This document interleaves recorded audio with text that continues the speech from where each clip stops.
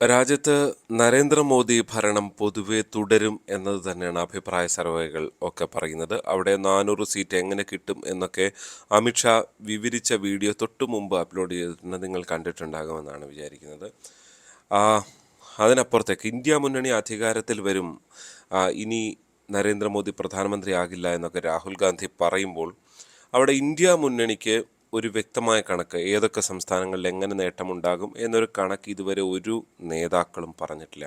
അവിടെ ഇതാ ഈ ചിത്രത്തിൽ കാണുന്ന BRM ഷഫീർ, ഒരുപക്ഷെ ടെലിവിഷൻ ചാനൽ ചർച്ചകളിലൊക്കെ നിങ്ങൾ കണ്ടിട്ടുള്ള നേതാവാണ്. KPCC സെക്രട്ടറിയാണ് തിരുവനന്തപുരത്ത് നിന്നുള്ള BRM ഷഫീർ ഒരു കണക്ക് പറയുകയാണ്. അതായത് രാജ്യത്ത് 274 സീറ്റുകളുമായി ഇന്ത്യ മുന്നണി അധികാരത്തിലെത്തും എന്നാണ് ഷഫീറിൻ്റെ കണക്ക്. ഷഫീറിൻ്റെ കണക്കിലെ വസ്തുതകൾ എങ്ങനെയൊക്കെ അതിനെ വിശ്വസിക്കണം എന്നൊക്കെയുള്ളത് രണ്ടാമത്തെ ഘട്ടത്തിൽ പറയാം. എന്തായാലും ആദ്യ ഘട്ടത്തിൽ വിശദീകരിക്കുകയാണ് അദ്ദേഹം എവിടെയൊക്കെ എത്രയൊക്കെ സീറ്റുകൾ എന്നുള്ളത്. കേരളത്തിൽ 20 സീറ്റിലും ഇന്ത്യ മുന്നണി, അതായത് കോൺഗ്രസ്, ഇനി കോൺഗ്രസ് അല്ല, എങ്ങനെയാണെങ്കിലും അത് അങ്ങനെ തന്നെ പറയാമല്ലോ. ഇനിയിപ്പോൾ കോൺഗ്രസിനല്ല 20 സീറ്റ് കിട്ടുന്നതെങ്കിലും CPM കിട്ടിയാലും അത് ഇന്ത്യ മുന്നണിയുടെ ഭാഗമായി വിലയിരുത്തപ്പെടും. പക്ഷേ BJPക്ക് സീറ്റൊന്നും കിട്ടില്ല എന്ന് ഷഫീർ പറയുന്നു. അങ്ങനെ 20 സീറ്റും കേരളത്തിൽ ഇന്ത്യ മുന്നണിക്കൊപ്പമാണ്. തമിഴ്നാട്ടിൽ ഏതാണ്ട് 39 സീറ്റും ഇന്ത്യ മുന്നണിക്ക് ലഭിക്കും എന്ന് അദ്ദേഹം പറയുന്നു. കർണാടകയിൽ മുന്നേറ്റം അത് കോൺഗ്രസിനാണ് എന്നാണ് അദ്ദേഹത്തിൻ്റെ പ്രവചനം. ആകെ ഏതാണ്ട് 28-29 സീറ്റ് എന്നാണ് ഓർമ്മ. അതിൽ 17 സീറ്റും ഇന്ത്യ മുന്നണിക്ക് ലഭിക്കും എന്നാണ് അദ്ദേഹത്തിൻ്റെ അവകാശവാദം. ആന്ധ്രയിൽ 2 സീറ്റേ ലഭിക്കുള്ളൂ. അതായത് ആന്ധ്രയിൽ ചന്ദ്രബാബു നായിഡുവും ഒപ്പം തന്നെ BJPയും ചേർന്നുള്ള സഖ്യം മുന്നേറ്റമുണ്ടാകും. അതേസമയം തെലങ്കാനയിൽ 13 സീറ്റുകളുമായി ഇന്ത്യ മുന്നണിയായിരിക്കും മുന്നോട്ട് പോവുക. ഗോവയിൽ 1 സീറ്റ് ലഭിക്കും. മഹാരാഷ്ട്രയിലും വൻ മുന്നേറ്റമാണ് BRM ഷഫീർ പ്രവചിക്കുന്നത്. മഹാരാഷ്ട്രയിൽ 31 സീറ്റിൽ, ഏതാണ്ട് 40 സീറ്റിൽ 31 സീറ്റും ഇന്ത്യ മുന്നണി വിജയിക്കുമെന്നാണ് അദ്ദേഹം ചൂണ്ടിക്കാട്ടുന്നത്. ഛത്തീസ്ഗഡിലും വൻ മുന്നേറ്റമാണ്, ഏതാണ്ട് 5 സീറ്റും ജയിക്കുമെന്ന് അദ്ദേഹം പറയുന്നു. പക്ഷേ മധ്യപ്രദേശിലും ഗുജറാത്തിലുമൊന്നും അദ്ദേഹം കാര്യമായി പ്രതീക്ഷിക്കുന്നില്ല. മധ്യപ്രദേശിൽ 2 സീറ്റ്, ഗുജറാത്തിൽ 2 സീറ്റ്. പക്ഷേ രാജസ്ഥാനിൽ ഏതാണ്ട് 13 സീറ്റിൽ വിജയിക്കും എന്നാണ് അദ്ദേഹം പറയുന്നത്. അവിടെ BJP ഭരണത്തിലാണ് ഇപ്പോൾ ഉള്ളത്. പക്ഷേ എന്നാലും ഇന്ത്യ മുന്നണിക്ക് അനുകൂലമായിരിക്കും രാജസ്ഥാനിലെ തെരഞ്ഞെടുപ്പ് ഫലം എന്ന് അദ്ദേഹം പറയുന്നു. ഹരിയാനയിൽ 6 സീറ്റ്, അതായത് ഇപ്പോൾ ഉണ്ടാകുന്ന രാഷ്ട്രീയ സംഭവവികാസങ്ങളുടെയൊക്കെ പശ്ചാത്തലത്തിലായിരിക്കും ഹരിയാനയിലെ ഭൂരിപക്ഷം സീറ്റുകളും ഇന്ത്യ മുന്നണി നേടുമെന്ന് അദ്ദേഹം ചൂണ്ടിക്കാട്ടുകയാണ്. പഞ്ചാബിൽ 10 സീറ്റ് എന്നതാണ് ഷഫീറിൻ്റെ കണക്ക്. ഡൽഹിയിലാകെയുള്ള 8 സീറ്റിൽ 4 സീറ്റും, അതായത് ആം ആദ്മി പാർട്ടിയും കോൺഗ്രസും ചേർന്ന ഇന്ത്യ മുന്നണി സഖ്യം നേടും എന്നാണ് അദ്ദേഹത്തിൻ്റെ പ്രവചനം. ഹിമാചൽ പ്രദേശിൽ 2 സീറ്റ്, കാശ്മീരിലെ 4 സീറ്റ്, ഉത്തരാഖണ്ഡിൽ 1 സീറ്റ്. അവിടെ ഉത്തർപ്രദേശിൽ വളരെ പ്രധാനപ്പെട്ട ഒരു പ്രവചനം അദ്ദേഹം നടത്തുന്നു. 28 സീറ്റ് ഇന്ത്യ മുന്നണി നേടും എന്നാണ് അദ്ദേഹത്തിൻ്റെ പ്രവചനം. ബീഹാറിലും വൻ മുന്നേറ്റമാണ് അദ്ദേഹം പ്രവചിക്കുന്നത്. അതായത് ഭൂരിപക്ഷം സീറ്റുകളും 26 സീറ്റ് നേടും എന്നാണ് അദ്ദേഹം പറയുന്നത്. ഒറീസയിൽ 4 സീറ്റ് നേടുമെന്ന് അദ്ദേഹം പറയുകയാണ്.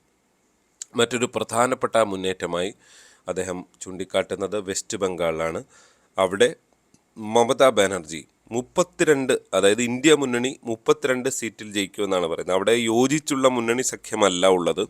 പ്രത്യേകിച്ച് കോൺഗ്രസും CPIയും ഒക്കെ ആ സംസ്ഥാനത്തെ മറ്റൊരു സഖ്യ സാധ്യതയുമായി നിൽക്കുമ്പോൾ ഇപ്പുറത്ത് ഇനി ആര് ജയിച്ചാലും, BJPക്കെതിരായുള്ള ആര് ജയിച്ചാലും ഇന്ത്യ മുന്നണി എന്ന അർത്ഥത്തിലായിരിക്കും BRM ഷഫീർ വിലയിരുത്തുന്നത്. അതുകൊണ്ട് തന്നെ 32 സീറ്റ് എന്നുള്ളത്, 40 സീറ്റിൽ 32ഉം CPM നേടും, ഇന്ത്യ മുന്നണി നേടുമെന്നാണ് അദ്ദേഹം പറയുന്നത്. വടക്കിഴക്കൻ സംസ്ഥാനങ്ങൾ 5 സീറ്റ്, പോണ്ടിച്ചേരിയിൽ, പുതുച്ചേരിയിൽ 1 സീറ്റ് എന്നുള്ളതാണ്. എന്തായാലും ഇതാണ് ഷഫീറിൻ്റെ കണക്ക്.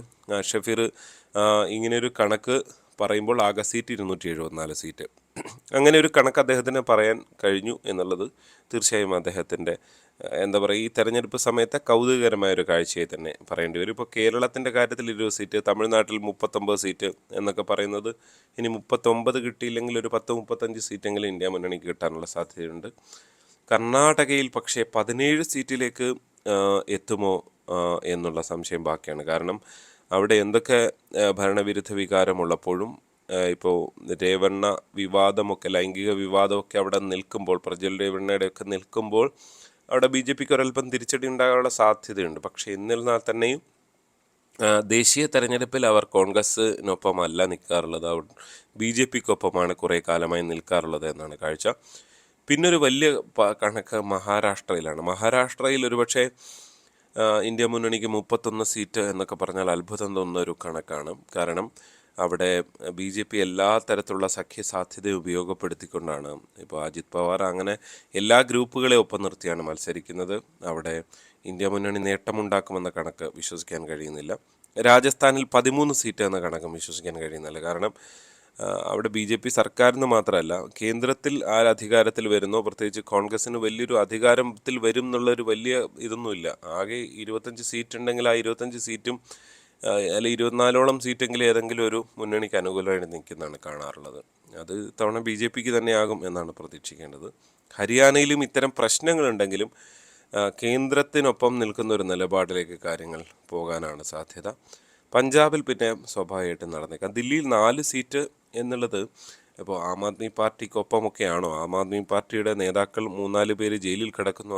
പക്ഷേ അവരെല്ലാവരെയും ജനം കുറ്റവിമുക്തരായിട്ടാണോ കാണുന്നത് എന്ന സംശയം ഇപ്പോഴും ബാക്കിയാണ്. അതുകൊണ്ട് കെജ്രിവാൾ ടെലിവിഷനിൽ ഒരു വലിയ തരംഗമാകുന്നുണ്ടെങ്കിലും അത് വോട്ടായി മാറുമോ എന്നുള്ളത് കാത്തിരുന്ന് തന്നെ കാണേണ്ടി വരും. ഉത്തർപ്രദേശ് 28 സീറ്റാണ് പറയുന്നത്. അത്രത്തോളം വലിയ സാധ്യത തോന്നുന്നില്ല. പ്രത്യേകിച്ച് മായാവതിയൊന്നും ഇല്ല.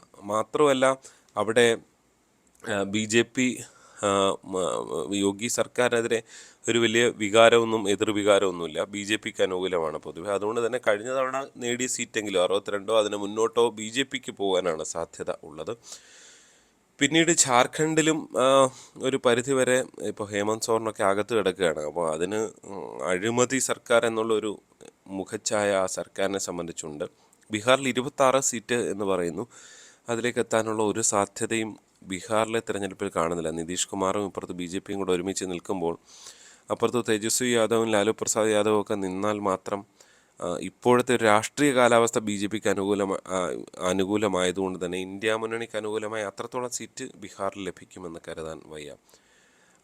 തൊട്ടിപ്പുറത്ത് വെസ്റ്റ് ബംഗാളിൻ്റെ കാര്യമാണ് പിന്നെ പറയേണ്ട ഒരു സംസ്ഥാനം. അവിടെ 32 സീറ്റ് എന്നുള്ളത് ബി ജെ പിയും ഏതാണ്ട് 30-ന് മേലെ സീറ്റാണ് പ്രതീക്ഷിക്കുന്നത്. അവിടെ ഒരു പരസ്പരം ഒരു എന്താ പറയുക, ഇഞ്ചോടിഞ്ച് പോരാട്ടം എന്ന് വിശേഷിപ്പിക്കാവുന്നതാണ്. കഴിഞ്ഞ തവണ ബി ജെ പിക്ക് 18 സീറ്റായിരുന്നു ഉണ്ടായിരുന്നത്. ഒരു പരിധിവരെ ഒരുപക്ഷെ അത്രത്തോളമോ അല്ലെങ്കിൽ അതിൻ്റെ മുന്നോട്ടോ പോകാനാണ് സാധ്യതയുള്ളത്. അങ്ങനെ വരുമ്പോൾ ഒരുപക്ഷെ വെസ്റ്റ് ബംഗാളിലെ സാധ്യതയും ഇന്ത്യ മുന്നണിക്ക് ഇത്രത്തോളം ശക്തമായി ഉണ്ടാകുമെന്ന് ഈ ഘട്ടത്തിൽ എന്തായാലും പ്രതീക്ഷിക്കാൻ വയ്യ. അപ്പോൾ ഷഫീർ ഒരു പ്രവചനം അങ്ങ് നടത്തി എന്നുള്ളതിനപ്പുറത്തേക്ക് ഇതിന് അത്രത്തോളം ഒരു റൂട്ടിൽ നിന്ന് കൊണ്ടുള്ള ഒരു പ്രവചനം എന്ന് നമുക്ക് കരുതാൻ വയ്യ. പ്രത്യേകിച്ച് ബി ജെ പിയുടെ അമിത്ഷായൊക്കെ പ്രവചിക്കുന്ന പോലെ അദ്ദേഹത്തിന് 400 സീറ്റ് കിട്ടിയില്ലെങ്കിൽ പോലും ബി ജെ പിയുടെ ഒക്കെ കണക്കിന് കുറച്ചുകൂടി ദേശീയ തലത്തിലൊരു ക്രെഡിബിലിറ്റി ഉണ്ട്. ഇപ്പോൾ കേരളത്തിൽ പറയുന്ന പോലെ അല്ലല്ലോ അവർ. അമിത്ഷാ കൃത്യമായ ഒരു രാഷ്ട്രീയ ചാണക്യൻ കൂടിയാണ്. അപ്പോൾ അദ്ദേഹത്തിൻ്റെ കണക്കിന് കിട്ടുന്ന ഒരു ക്രെഡിബിലിറ്റി ഷഫീറിൻ്റെ കണക്കിന് എന്തായാലും കിട്ടില്ല. മാത്രമല്ല ഇന്ത്യ മുന്നണിയുടെ ഒരു ദേശീയ നേതാവ് പോലും ഒരു ആത്മവിശ്വാസത്തോടു കൂടി ഇന്ത്യ മുന്നണി അധികാരത്തിലെത്തും എന്ന് അങ്ങോട്ട് പറയുന്നതും കണ്ടിട്ടില്ല. അപ്പോൾ അതുകൊണ്ട് ഷഫീറിൻ്റെ അഭിപ്രായങ്ങളെ അങ്ങനെ മാത്രം തൽക്കാലം കാണുക ഈ തെരഞ്ഞെടുപ്പ് കാലത്തെ ഒരു കൗതുക കാഴ്ച എന്ന നിലയിലാണ്. പക്ഷേ കേരളത്തിലും ഇന്ത്യ മുന്നണി അധികാരത്തിലെത്തുമെന്ന് വിശ്വസിക്കുന്ന വലിയൊരു വിഭാഗം ജനങ്ങളുണ്ട്. അതൊരു ആഗ്രഹം എന്ന നിലയിൽ മാത്രമേ ഇപ്പോഴത്തെ കണക്കുകൾ വെച്ച് നമുക്ക് കാണാൻ കഴിയുള്ളൂ. ഇപ്പോൾ ബി ജെ പി 400 സീറ്റ് വേണ്ടല്ലോ ബി ജെ പിക്ക് അധികാരത്തിലെത്താൻ. ഇപ്പോൾ കഴിഞ്ഞ തവണ തന്നെ 300-നപ്പുറത്തേക്ക് പോയി, 303 സീറ്റിലേക്കൊക്കെ എത്തി. എൻ ഡി എ സഖ്യം ഏതാണ്ട് 335 സീറ്റിലേക്കൊക്കെ എത്തി. അപ്പോൾ ഇനി അവരവിടുന്ന് കുറേ സീറ്റുകൾ തോറ്റ് താഴോട്ട് പോയാലും ഒരു 10-60 സീറ്റ് അവർക്ക് കുറഞ്ഞാലും അപ്പോഴും അവർ തന്നെയാണ് അധികാരത്തിൽ എന്നുള്ളതാണ്. 272 സീറ്റ് മതി അധികാരത്തിലെത്താൻ. അതുകൊണ്ട് ബി ജെ പി ഇത്തവണ അധികാരത്തിൽ നിന്ന് മാറി നിൽക്കുമെന്ന് എന്തായാലും വിശ്വസിക്കാൻ കഴിയില്ല. ഇന്ത്യ മുന്നണിയിൽ പലതരത്തിലുള്ള പ്രശ്നങ്ങളും നമ്മൾ കണ്ടതാണ്. പല സംസ്ഥാനങ്ങളിലും ആ മുന്നണി ഫലത്തിൽ യാഥാർത്ഥ്യമാകാതെ പോവുകയും ഭിന്നിച്ച് മത്സരിക്കുകയൊക്കെ ചെയ്യുന്ന കാഴ്ചയും നമ്മൾ കണ്ടതാണ്. നിങ്ങളുടെ അഭിപ്രായം എന്താണ് ഇക്കാര്യത്തിൽ? നിങ്ങൾ എന്തായാലും കമൻറ്റുകളായി നിങ്ങളുടെ അഭിപ്രായങ്ങൾ രേഖപ്പെടുത്തണം. കാരണം നിങ്ങളുടെ അഭിപ്രായങ്ങൾ വിലപ്പെട്ടതാണ്. അങ്ങനെ ഒരു പരസ്പരം വിലയിരുത്തലുകൾ നിങ്ങൾക്ക് ഓരോ മനുഷ്യർക്കും ഉണ്ടാകുമല്ലോ. ചാനൽ സബ്സ്ക്രൈബ് ചെയ്യാത്തവർ സബ്സ്ക്രൈബ് ചെയ്യാനും താല്പര്യപ്പെടുകയാണ്. ഒപ്പം തന്നെ ബെൽ ബട്ടൺ, നോട്ടിഫിക്കേഷൻ ബട്ടൺ അമർത്താനും മറക്കരുത്. എങ്കിൽ മാത്രമേ ഏതൊക്കെ വീഡിയോ അപ്ലോഡ് ചെയ്താലും നിങ്ങൾക്ക് നോട്ടിഫിക്കേഷൻസ് കിട്ടി നിങ്ങൾക്കത് കാണാൻ കഴിയുകയും ചെയ്യുള്ളൂ. വീഡിയോ ഇഷ്ടപ്പെട്ടാൽ മറ്റ് സുഹൃത്തുക്കൾക്ക് അയച്ചു കൊടുക്കണം, ലൈക്ക് ചെയ്യണം. നന്ദി.